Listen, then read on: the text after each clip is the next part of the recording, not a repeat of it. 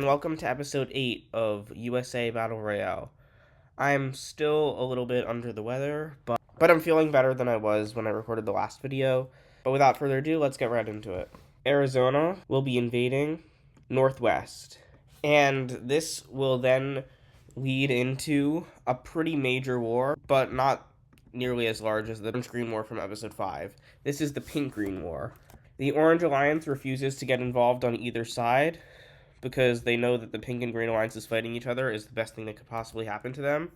But it'll start with Arizona invading into Nevada, Idaho, and this was part of California's plan. They wanted it to start like this because they knew Nevada, Idaho was kind of a choke point in the Green Alliance, connecting Oregon and Washington to Wyoming and South Dakota.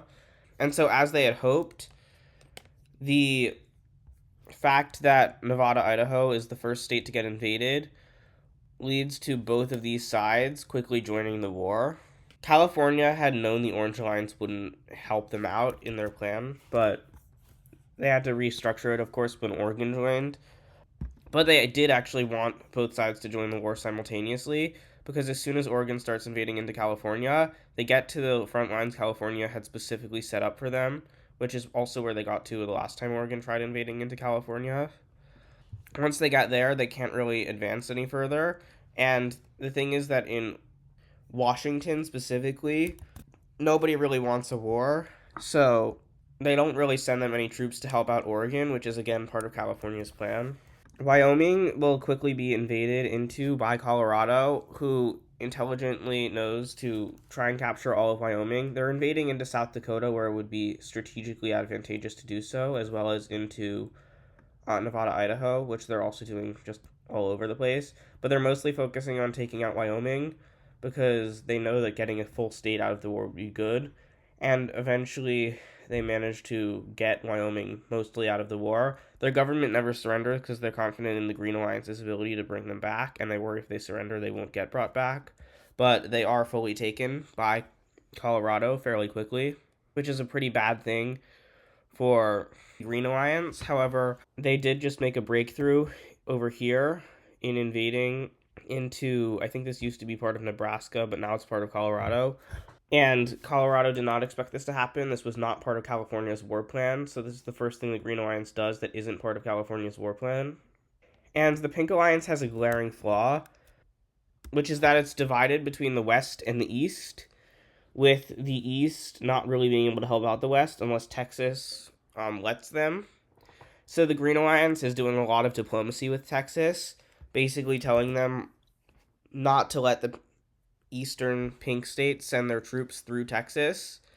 And Texas has basically agreed to help out the Green Alliance in that regard because they don't want the Pink Alliance to become too powerful. And so that really helps out the Pink Alliance. That was not part of California's plan either. So you can see things are not going exactly as California had planned, but they're still going pretty well for the Pink Alliance. For one, California had just launched an invasion into Nevada, Idaho from over here, which they're using to try and flank the troops that are in California, in Northern California, from Oregon, which causes Oregon to mostly retreat from a large portion of California. California manages to push in from behind and encircle a large number of their troops, which is bad for Oregon. And eventually, Oregon gets fully pushed out of California. This was all according to California's plan for the war. They had changed the plan, obviously, when Oregon joined the Green Alliance, but that was part of their plan. The next part of the plan is to invade up to Montana. Montana used to be part of the Pink Alliance, and this is a modified version of the alliance of the plan from when they were part of the Pink Alliance. But because they're certain Montana won't join in and help the Green Alliance, they know that if they can just invade up to the border with Montana, they'll cut off South Dakota from the rest of the Green Alliance. So that would be good for them. They contact Montana and ask them if they're willing to invade. Montana obviously says no into the Green Alliance, but that's fine for them. They're okay with that. They didn't expect it to work, but it would be helpful if it had, so it's worth asking. South Dakota is actually still doing pretty well over here. They're probably the strongest member of their alliance. They're even starting to liberate some parts of Wyoming, which is what Wyoming had hoped for. However, by going up the border between South Dakota and Nevada, Idaho, in their invasion attempts, it's not exactly clear which state has jurisdiction over where the armies are moving, and it kind of leads to some soft clashes between the two that leads to the military invasion not actually being solved by them. And eventually, South Dakota is just completely separated from Nevada, Idaho, which is bad for both sides of the war because they can't really help each other out anymore until they break this. So to prevent that from happening, troops start flooding into South Dakota from Colorado to ensure that this basically division is never broken. Meanwhile, in the Western Front, California uses their pretty powerful navy to make landings in the north of the state, trying to get their way towards Portland, which is the biggest city in Oregon. And they also make landings in Washington state so that Washington state starts to feel the brunt of the war. They were never fully in on the war. Because Washington state was never fully in on the war, they'll actually basically just leave the war in exchange for California leaving their territory as soon as it gets bad for them. And now it's clear that the Green Alliance is probably not going to win this war as South Dakota starts getting pushed back in this territory. And now that the Orange Alliance sees that perhaps the Pink Alliance would get too powerful, they all start coming up with different plans to prevent the Pink Alliance from getting too powerful by destroying the Green Alliance. They had thought this war would go on for longer than it did, but California's plan proved to work out pretty well. So the first thing that they do is Minnesota decides to invade into South Dakota. They no longer have a puppet government that was overthrown a while ago. And so they decide to invade into South Dakota to try and acquire some of their land.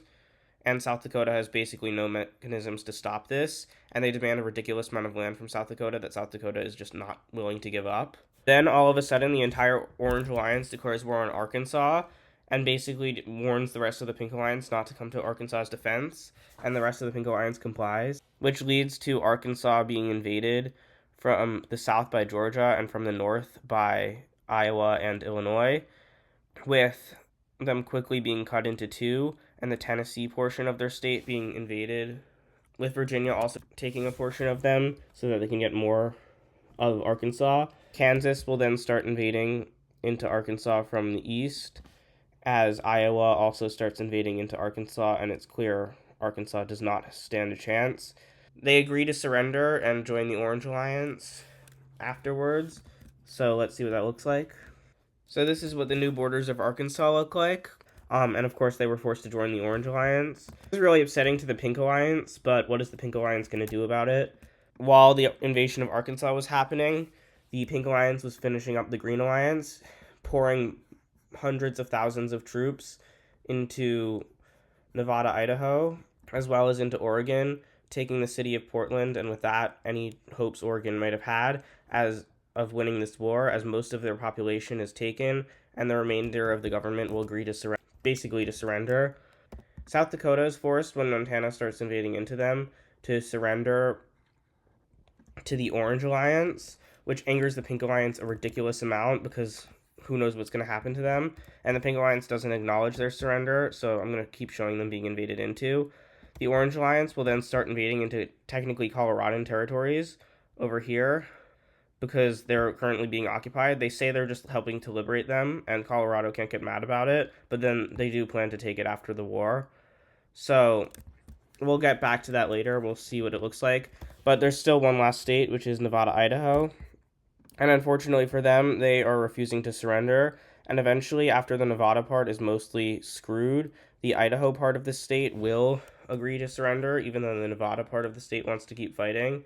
And so this will actually mean that Nevada is no longer part of this union. It is just Idaho. But before this is done, we do have to see that eventually the Orange and Pink Alliances come to an agreement over South Dakota, in which South Dakota is fully destroyed. So let's see what all the new borders look like. And this is what the new map of the U.S. looks like.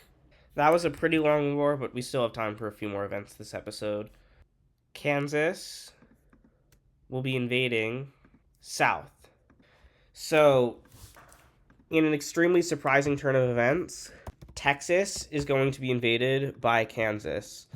And you can probably see where this is going. It's not just Kansas that will be invading. Kansas is the first state to send troops into Texas. But following this, The Mississippi region of Texas, that is very small and basically just encompasses this region, is fully taken by Georgia and Arkansas. And it was pretty clear at this point that the Orange Alliance is trying to destroy Texas and incorporate it into their alliance. And Texas is going to try and fight back against this. They begged the Pink Alliance to aid them, and the Pink Alliance sends a bit of aid, but they don't really want to get into a war with the Orange Alliance because they are still recovering from their war with the Green Alliance. So they don't fully join in on the war. New Orleans is rushed to be captured by the Orange Alliance, and then this region is taken before large portions of what used to be Louisiana are taken with little resistance because they don't really like being part of Texas. Texas actually has one skillful maneuver that they make, which is invading into Kansas like this, pushing their troops back and starting a second front of the war into Kansas, where Kansas is not really able to resist Texas on their own. However, it's not going to matter that much because the combined might of the Orange Alliance is too much for Texas, and they're starting to lose out in the East by a lot. And eventually, they realize that they probably should just cut their losses, and so they do. Right as the Pink Alliance is considering joining in on this war to help them out, they agree to basically surrender to the Orange Alliance. So let's see what that looks like. And this is what the new arrangement looks like, with Texas deciding to join the Pink Alliance afterwards, which means that even though that war was beneficial for the individual states of the Orange Alliance, for the Orange Alliance as a whole, it probably was detrimental because Texas wouldn't have joined the Pink Alliance otherwise. Texas will be invading east. And this is where I'm going to end the video because I don't want to have the Great War between the Pink and Orange Alliances occurring in the same video as the Great War between the Pink and Green Alliances. So episode 9 will have that Great War. Place your bets in the comments on who you think will win that Great War. But I will tell you that all of the states that are in each of the alliances will be affected by this war. So with that, if you enjoyed this video, make sure to like and subscribe. And with that, thank you for watching, and I'll see you next time.